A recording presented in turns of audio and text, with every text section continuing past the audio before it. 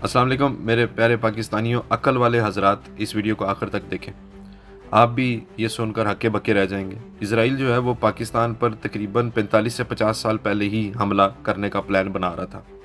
अब वो अनकरीब पूरा होने वाला है। ईरान के बाद, अब जैसे कि आपको पता है ईरान में इसराइल ने हमला किया। ईरान के बाद अब अगली नंबर पाकिस्तान का है। इसीलिए पाकिस्तान भी अब फुली तौर पे तैयार हो रहा है। बहुत अच्छे से समझना पड़ेगा आपको, क्योंकि ये बात जिस तरीके से मैं आपको समझाने वाला हूँ गधे को भी समझ आ जाएगी। आपने गौर से सुनना है और इसको ज़्यादा से ज़्यादा शेयर करना है। बहुत कम लोग होंगे जो आपको ये बात समझा देंगे। अब आप सोचें कि पाकिस्तान और इसराइल के दरमियान कौन से ममालिक आते हैं। पाकिस्तान के साथ ईरान, जैसा कि आपको पता है ईरान पे हमला हो चुका हुआ है, ठीक है। अब उसके बाद आता है इराक, फिर आगे जॉर्डन, सीरिया, ठीक है, मिस्र हो गया, ये ममालिक आते हैं।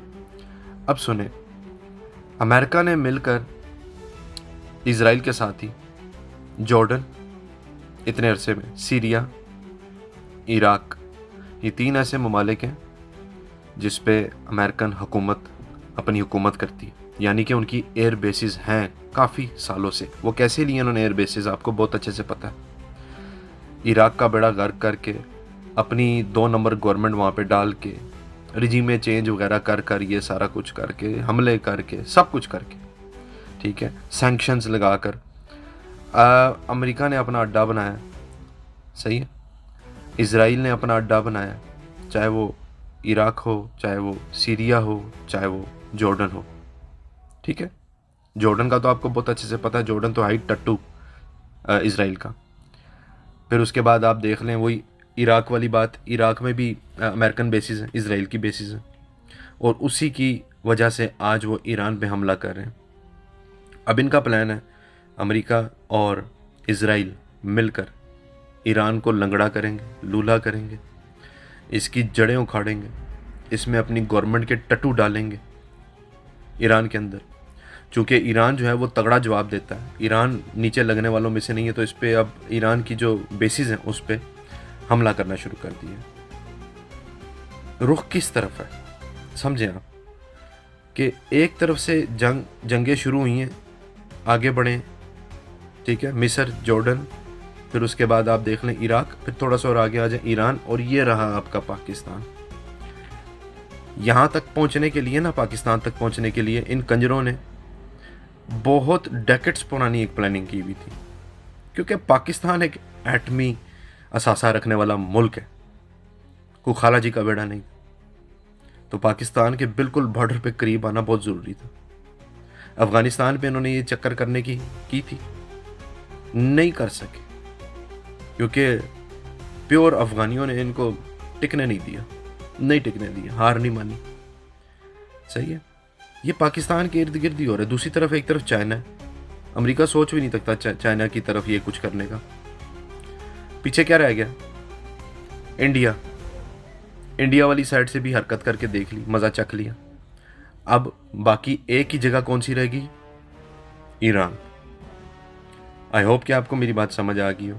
अगला नंबर पाकिस्तान का है, इसलिए मैं आपको बार बार कह रहा हूँ, मुझे अरसा लग जाएगा कि आप लोगों को दिमागी तौर पे रेडी करना है कि अगला नंबर पाकिस्तान का है। अब वो अगले साल है, चाहे वो 2 साल बाद है, चाहे वो 3 साल बाद है, चाहे वो 10 साल बाद है ज़रूर। आपने अपना माइंड तो बनाना है, साथ में अपने बच्चों का भी माइंड बनाना है कि आपके मुल्क के पाकिस्तान पे इसराइल करेगा। हिंदुस्तान भी उसकी लॉबी में आता है, आपके जॉर्डन भी उसी की लॉबी में आता है, इराक भी अब उसी की लॉबी में आता है, ये सब मिले हुए।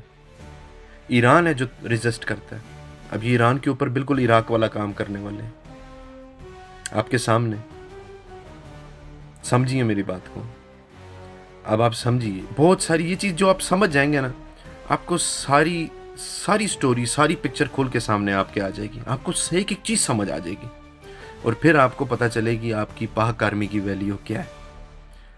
आपको तब समझ आएगी, तब आप सारी सियासतें भूल जाएंगे, तब आप सारे सियासतदान भूल जाएंगे, यकीनन, क्योंकि मैं ये बैरियर पार कर चुका हूँ।